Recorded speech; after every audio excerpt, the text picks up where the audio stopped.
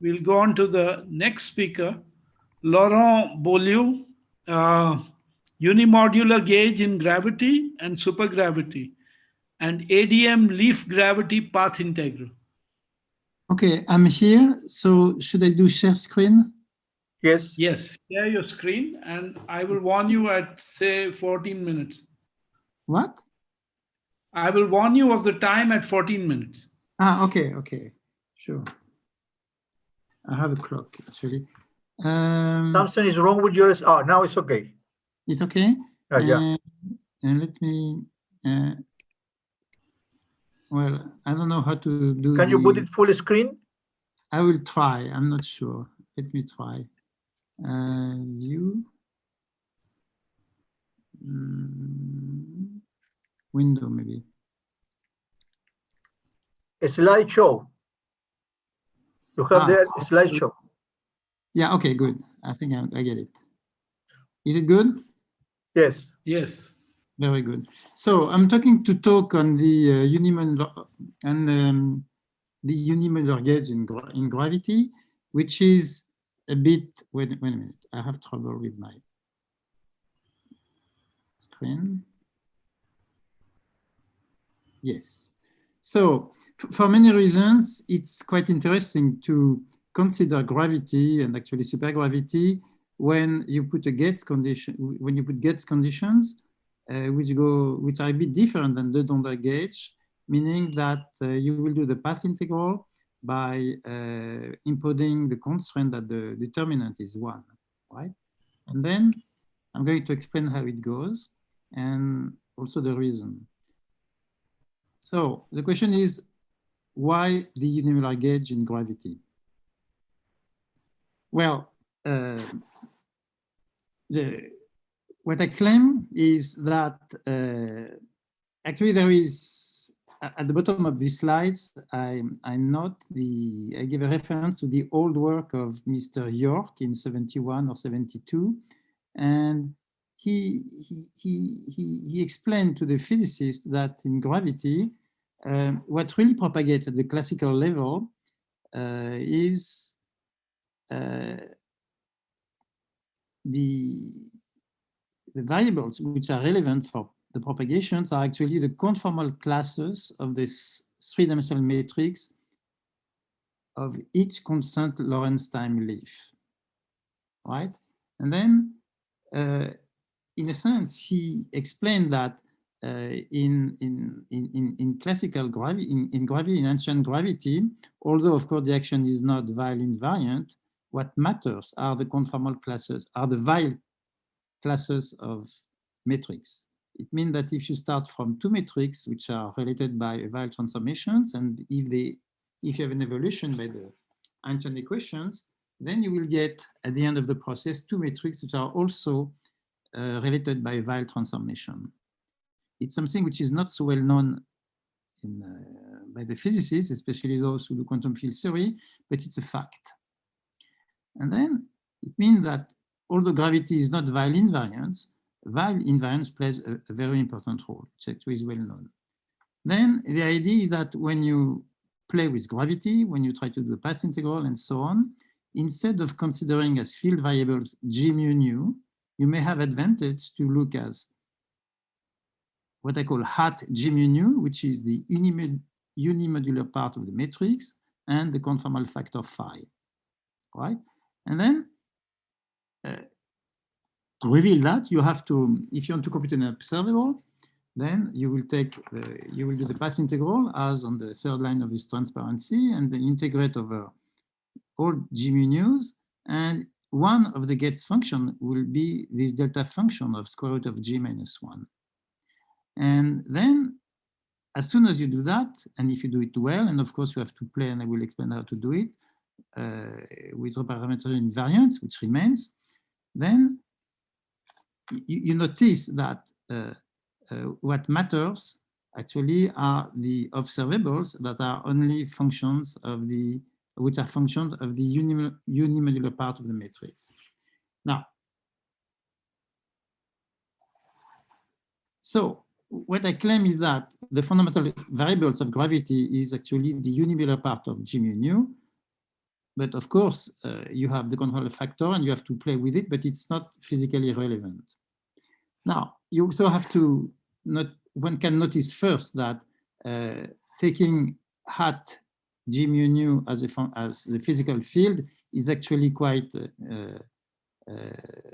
meaningful, in the sense that the variation of something which is unimodular is traceless. And then from the beginning, you understand that the quantum excitation of the matrix will be, of course, the traceless part of the graviton.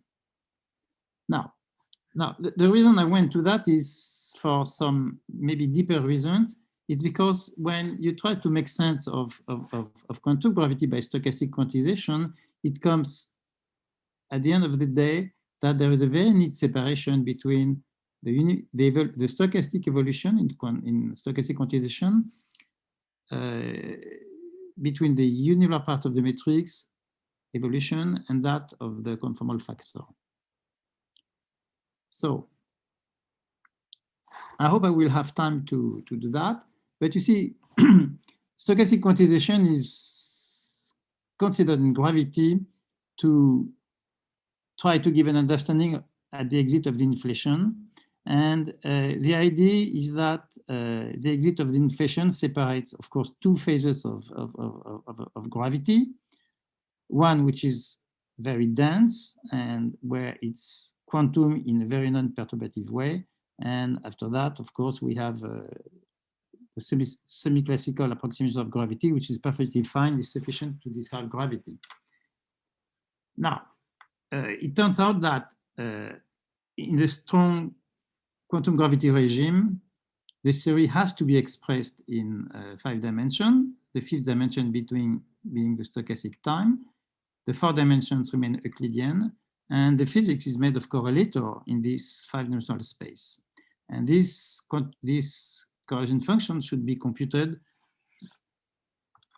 by the method of stochastic quantization, and then which relies on the Langevin equation, which basically is at the bottom of this page. And you see that the idea that you have strong fluctuations in the stochastic time before the exit of inflation is actually revealed by the fact that the exact Langevin equation that we have to use is second order in the stochastic time derivative of the matrix. Of course, you have a friction term to get possibly an equilibrium, which gives something at infinite stochastic time limit, but this limit is not reached before the inflation, and then you have strong oscillation in stochastic time. Now, so you get an equation where the first term is an acceleration in stochastic time, second term is friction in stochastic time, and on the right-hand side, you have a drift force, which is equation of motion, which is the Einstein equation, plus a noise times h bar. You see? Now, and then you can play with that and get some ideas about inflation. Now, the point is that if you look carefully to these equations, and if you try, which is rough in the sense that, you see, you have to be covariant in the 5th time stochastic time. Now, when you play with these equations and make it covariant in 5 dimensions, in the 5-dimensional space of stochastic quantization, then you get this equation in the middle of the page. See?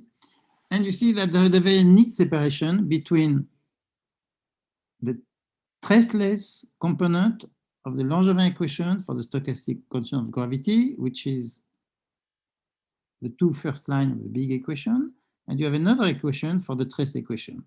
Now, these 2 equations describe the stochastic evolution of first part, the unimodular part of the matrix, and second part of the conformal factor. And actually, they decouple in the regime where you have strong accelerations, meaning that in the regime where the friction proportional to alpha can be neglected in front of the stochastic acceleration, which is a time proportional to delta t, and delta t, by the way, is a new physical constant, it's a very small time.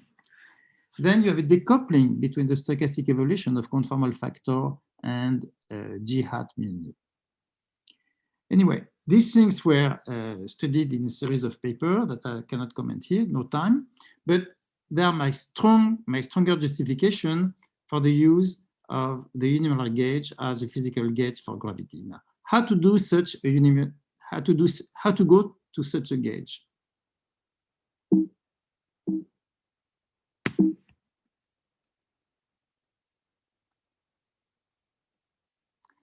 The thing is that what you want to do is to take, and everything which is there can be checked by in perturbation theory, of course. So you have the Einstein equation. And what you want to do is you want to compute the path integral of this theory by summing over all metrics and putting as the first condition the fact that the metric is unimodular. So you put equal to 0 the conformal factor. But of course, when you do that, it remains the invariance and the reparametrization.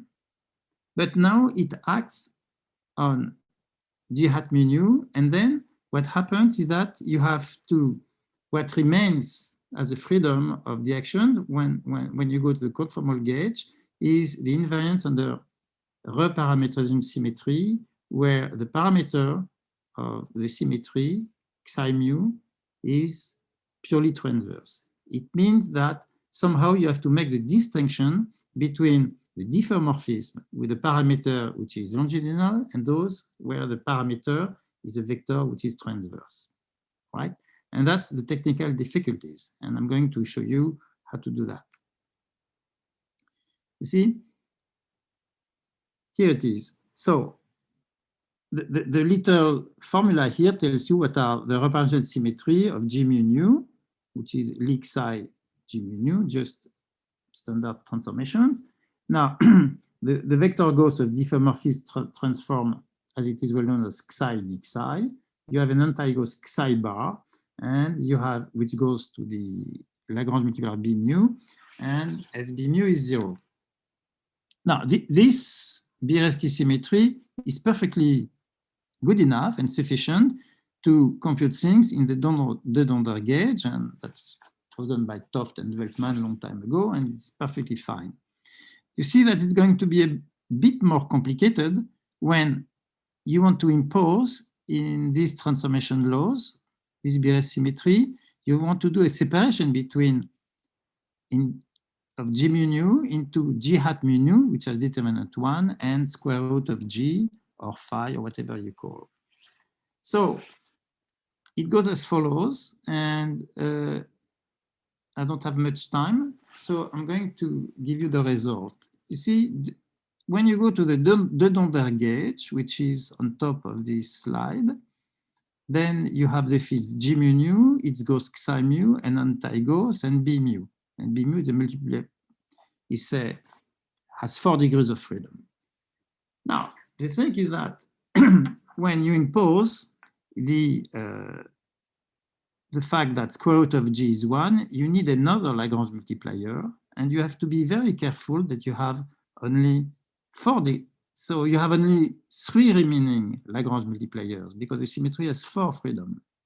So somehow you have a ghost of ghost phenomenon. So the trick, which was new when it was worked out a few months ago, is that what you're going to do is that to go to the unimodular gauge, you increase the Gauss, the BRST system by adding to the fields psi mu, psi bar mu, b mu, and g mu nu a trivial quartet counting for 0 degrees of freedom, which is a scalar that I call L,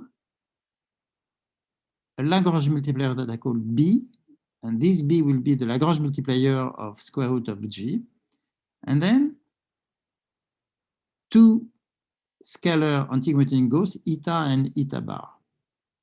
And of course, L, eta bar B form a trivial BRST doublet. And if you succeed in writing a quartet, and if you succeed in writing a BRST invariant action function of all these fields, which impose separately square root of G equal to 0 and something on hat G mu nu, which fixes the remaining gauge symmetry and the reparametrization, you're done, because everything that will come from the new quartet will be through an S exact term, and then you will have the usual result that physics doesn't depend on the gauge fixing and all that. Now, And what happens is that you win the game completely when you do this trick, because I remind you that you have to make the distinction between parameter ghosts which are transverse and those which are longitudinal. And what's going to happen is that eta and eta bar will be Lagrange multipliers that allows you to impose that d mu psi mu equal to 0 and d bar psi bar mu is equal to 0. You see? So it's exactly as what happens in the, say, Young-Mills topological quantum field theory, where you have a ghost of ghost phenomenon, and you have to be careful with the fact that you have to gauge fixed the ghost. So the action that solves the question is just written below at the bottom of the slide. And then you add to the ancient action something which is exact. And you see that the way you fix Roche-Parmesan symmetry for G mu nu is not to say that G hat mu nu, that D mu hat G mu nu is 0, but you smoothen this by putting in the gates fixing in the argument of this exact term a gates function for G hat mu nu, which is precisely G mu nu equal gamma parameter D mu L, and you integrate over all possible L. You see? So this extra field that I introduced, and that counts for 0 because I also incorporate some fermionic fields.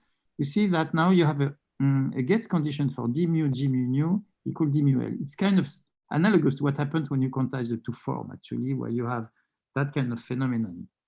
And when you vary this, and of course, thanks to the ghost eta bar, I can add a term which is Beer's variations of eta bar times square root of G minus 1, the determinator.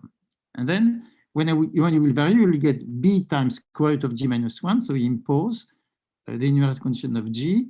And the variation of this guy will actually give you a term which is eta bar d mu psi mu. And that's how d mu psi mu, you can separate the ghost, vector ghost into transverse and longitudinal part. So this is hidden here. So the final result is in the box, you see, and you see that when you gauge fixed the ancient action in the universal gauge, of course, the part of the action square root of G times R becomes square root of G is 1, it disappears from the game. So you just have the ancient action function of the universal part of the matrix G mu nu. Then you have this bosonic part, and then you see that you have a ghost interactions where all propagators are invertible. So you're just done. So you see, the trick is that when you want to go to the universal gauge, you have to introduce this extra quartet, L, eta, eta bar, and B. B goes away because it's a Lagrange multiplier. And what happens is that you see what propagates in the quantum field theory is just the part of G mu nu, which is unimodular. So something is missing, but this something is replaced by the kind of ghost, botanic ghost L. So as far as Feynman diagram is concerned, it's perfectly fine. It's a bit more complicated, but then it tells you that it gives you it suggests actually that the only thing that matters when it's a physical gauge in the sense that it allows you to compute what is physical in gravity, which are the correlation functions of the G hat mu. Right? You have 2 minutes. 2 minutes. So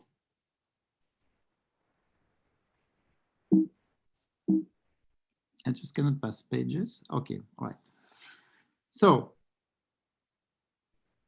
that's my last transparent, which is what I was saying, is that the mean value of physical observables in gravity are defined by this equation that I call 2, and where you see that your action, the quantum action, only depends on the fields that are here, and instead of having G mu nu for the bosons, you have G hat mu nu and L, but L doesn't count because it's compensated. The loops with L compensate with loops with eta bar, right? And of course, the same story can be repeated when you go to the when you couple to matter, and then the energy mutant tensor will only depend on G hat mu and so on. Now, this process is probably stable under radiative corrections. It's complicated, you have to adjust counterterms and so on and so on. But since you have no anomaly, there is no reason why you cannot adjust this order by order in perturbation theory. Okay, so in other words, the word annuity of the Beer symmetry that I have mentioned warranted the stability of this gauge with square root of G equal to 1. Now, you can have more details in the paper and how you do it in supergravity. And in supergravity, I just finished on these words. You have to complete the condition that square root of G is equal to 1 by the fact that you have to do a gauge fixing along the same techniques where you impose that the gravitino is first, it has a gamma trackless condition, right? And I finish here. I could have other things to say, but I'm not going to do it. So I'm done. Thank you. Let's thank the speaker. Questions? I don't see any raised hands as yet. Please, are there any questions? Any questions? So there's a question, but I have an answer, which is something that I don't have time to say. I'm not going to give it away. It's quite interesting actually to do the same trick when you use the ADM variables for gravity, because then the game of having these unitary conditions is going to apply, saying that you will define the thing which will be relevant in the ADM formulation is the part of the matrix of the leaves, GIJ, which are three-dimensionals, of course, but the only thing that matters are their part, which is in Weil invariant, so unimodular. So the path integral that you write with these techniques for gravity with ADM variables is exactly what you need to generalize at the quantum level the very old work of York of 71. Okay, Sharon, Alex Soto wanted to ask a question. Yeah, thank you. Thank you for the talk, first of all. I have a question coming from the ignorance of stochastic quantization, maybe, because you have written in the page 4 that stochastic quantization in this 5-dimensional case after exit of before exit of inflation. So what 5-dimension and what why this point is special in that case? Why not it could be later? No, I understand your question is the right question. The thing is that first of all, when gravity is strong and quantum, the theory in 4 dimensions just doesn't work. It has nothing to do with string theory and so on. It just doesn't define. Meaning what? Meaning that the path integral is not defined, but the path integral is like an equilibrium distribution, right? It's like a Boltzmann integral. But what happens is that the ancient action is such that you don't have an equilibrium, like a thermal equilibrium, to compute the path, the correlation functions. But what happens is that and it means that you have an out of equilibrium situation. It's like if in statistical physics, you had a system where you cannot have thermal equilibrium, okay? It doesn't mean that underneath you don't have a Langevin process, right? But your Langevin equation just doesn't converge. The process of the Langevin equation has no convergency, right? But we understand this very much because we understand that under statistical physics, we have a Brownian motion, whatever, we have particles, and we have real time, the real time. There is no time in statistical physics, but a microscopic time. So the idea of stochastic quantization is that there is an inner time, which is fifth time, okay, which has an evolution, and you compute correlation functions in 5 dimensions. Euclidean correlation function is 4 dimensions. You compute them in 5 dimensions by having this stochastic time. You have a Langevin equation, compute the correlation functions. Once you have the correlation function, you take the limit tau going to infinity. For example, for Yang-Mills, for good theory. It doesn't work for gravity.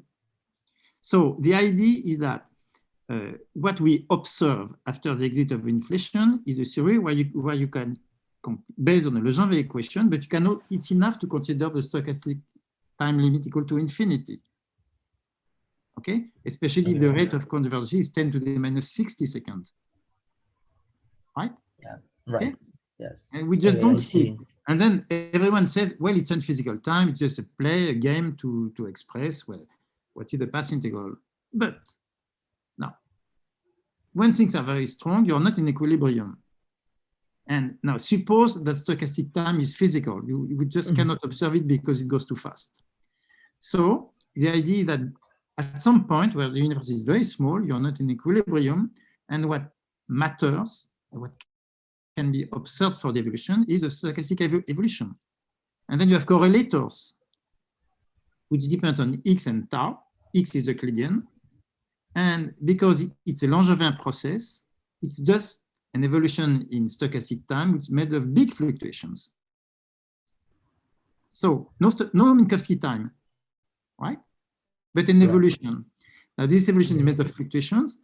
So the idea to define the inflation is to say, well, one of the fluctuations that occur before, say, 10 to the minus 35 seconds is strong enough to get space dimension very large for the universe. It becomes diluted, and then immediately, effectively, gravity is semi-perturbative, and you can take the limit of tau going to infinity. And then your correlators have a different interpretation. They can be Wick rotated, so you have Minkowski time, and particles, you can make clocks out of the particles, and so on and so on. I'm sorry, it's a long answer, but the question is perfect. Thanks for the